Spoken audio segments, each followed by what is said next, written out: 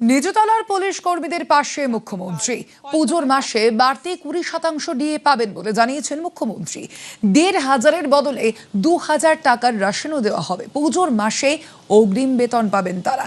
সামান্য বেতন থেকে ওয়েলফেয়ারে চাঁদা নয়, জানিয়েছেন মুখ্যমন্ত্রী। অ্যান্টি করাপশন ব্রাঞ্চ অ্যাক্টিভ হয়েছে। আপনাদের আমি অ্যাসিওর করছি, লোয়ার লেভেল পুলিশ কর্মচারীদের আপনাদের ফাইন্যান্সিয়াল প্রোটেকশন আমরা দেব।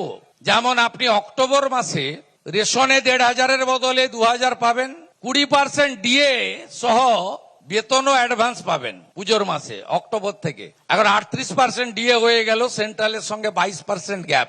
ঠিক সময় মতো সেটাও আস্তে আস্তে একটু অর্থনৈতিক স্টেবিলিটি এলে সেটাও করে দেবো। 15 বছর বেশি যাদের হয়ে গেছে, জেলা পোস্টিং এর ক্ষেত্রেও ডিজিপি কে বলবো এইচএস এর সঙ্গে বসে পলিসি করুন। লেডি এসআই কনস্টেবলদের ক্ষেত্রে যাতে খুব বেশি দূরে পোস্টিং না হয়, হোম ডিস্ট্রিক্ট নাই বা দিলেন অফিসারদের পাশাপাশি হয়, সেগুলো ভাবুন। এসব কথা ভাবতে হবে। পুলিশ ওয়েলফেয়ার বোর্ড এমনিতেই একজন আছেন, এটা একজন আইপিএস দায়িত্বে আছেন। সেই বোর্ডকে কমপ্লিট করুন, সব ক্যাটাগরি থেকে রিপ্রেজেন্টেটিভ নিয়ে কমিটি করুন, করে তাদের ওয়েলফেয়ারের জন্য বাজেটে আমরা প্রভিশন রাখবো, আলাদা ফান্ড দেব। পুলিশের ওই সামান্য বেতন থেকে ওয়েলফেয়ার বোর্ডের জন্য চাঁদা তোলার দরকার নেই।